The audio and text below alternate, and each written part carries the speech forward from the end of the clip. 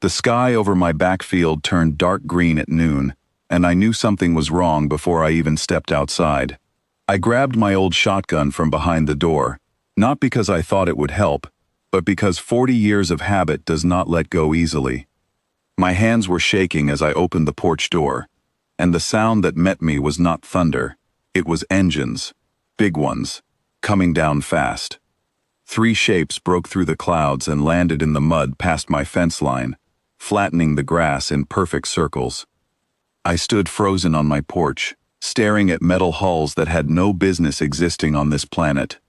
Behind me, inside the house, I heard footsteps stop.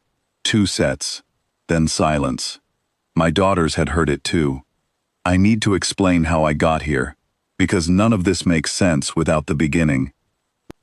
19 years ago, I was living alone on 60 acres of land in the mountains, far from any town, working odd jobs, and trying to forget the years I spent as a combat medic overseas. One October morning, I saw smoke rising behind the tree line. I found a burned metal pod stuck in the mud, half buried, still smoking.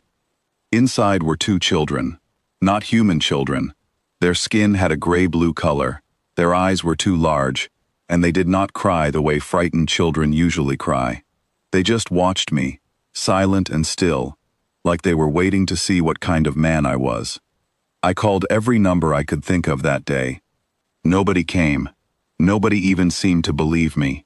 So I did the only thing that felt right. I carried them inside, wrapped them in blankets, and took care of them myself. The older girl, I later named Mira, because she reminded me of quiet moonlight, calm and careful. The younger one picked her own name once she learned enough English. She chose Robin, after the small bird that used to sing outside my kitchen window every morning. They learned fast. Too fast, if I am being honest with myself. Within a year, they spoke better English than most kids born in this country. They healed from cuts and bruises quicker than any child should. Mira had a strange awareness of danger, like she could sense a storm before the first cloud appeared. Robin had unusual strength for her small frame, though she rarely used it, and always seemed embarrassed when she did. I never questioned where they came from too hard. I told myself it did not matter. What mattered was that they needed a home, and I had one to give.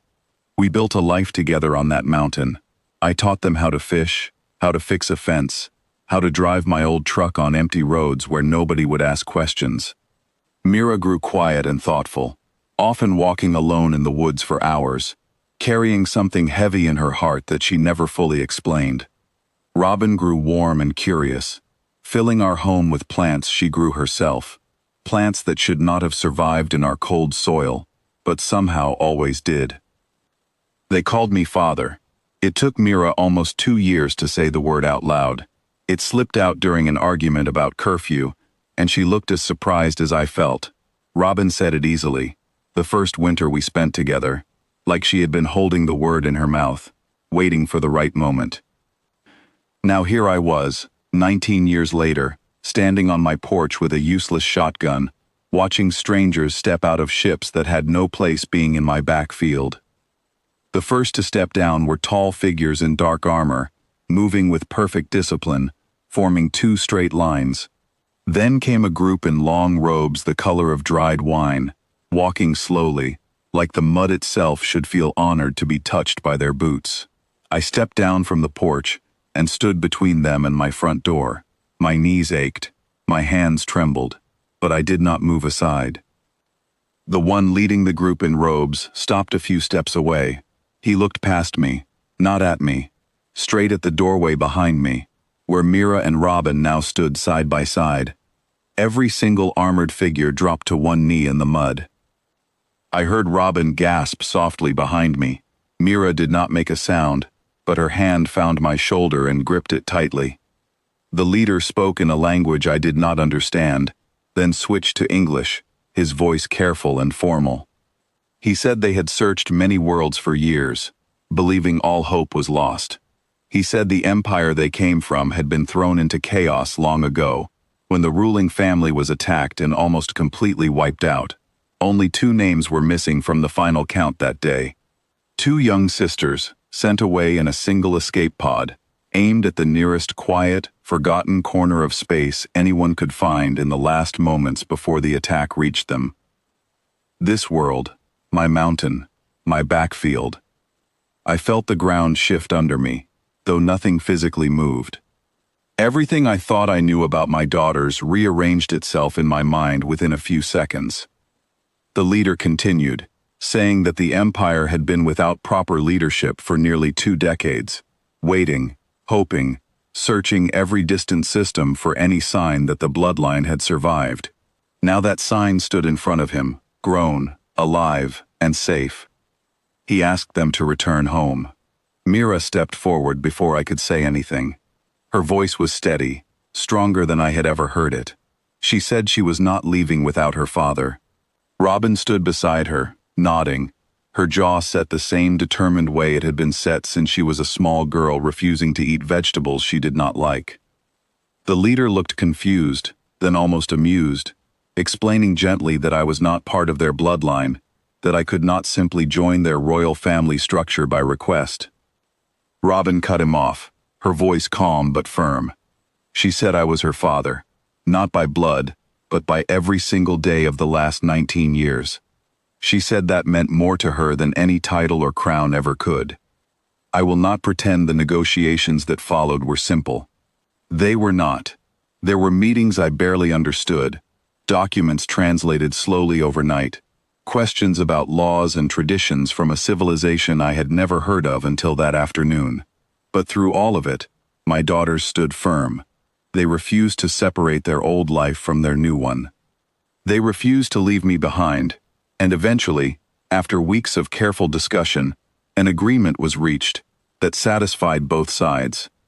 I was named permanent family under their royal law, with full rights to visit, live near, and remain connected to my daughters, no matter where their new responsibilities took them. It was not something anyone expected, least of all me, but it was something my daughters fought hard to make happen.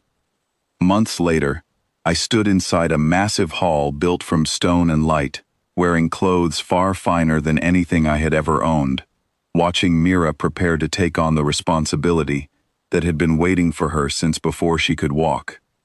The room was filled with people speaking a language I still barely understood, their faces full of hope after years of uncertain leadership. Before the ceremony began, Mira found me in the crowd. Just for a moment, her eyes met mine, the same way they had the very first night she finally slept peacefully in my old farmhouse, both eyes closed, safe for the first time since her world had fallen apart. That single look told me everything I needed to know. No crown, no title, no ancient empire could ever change what we had built together on that quiet mountain, far from all of this. We were still father and daughters, no matter what new names or new duties came with the years ahead. People sometimes ask me now, since the story became known across many worlds, whether I regret the years I spent not knowing who my daughters truly were. They ask if it changes how I feel, learning they were never simple orphans, but the last hope of an entire civilization. I always give them the same answer. I never needed to know what they were. I only needed to know what they needed, and it turned out, in the end, that raising 2 frightened children with kindness and patience was exactly the same job, no matter which world they came from, or which crown was waiting for them at the end of the story.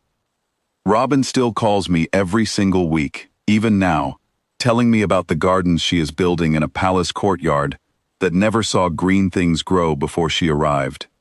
Mira visits every few months, always finding time to walk with me through the same old woods where she used to disappear as a teenager, carrying whatever weight she still carries, though it seems lighter now, shared instead of hidden.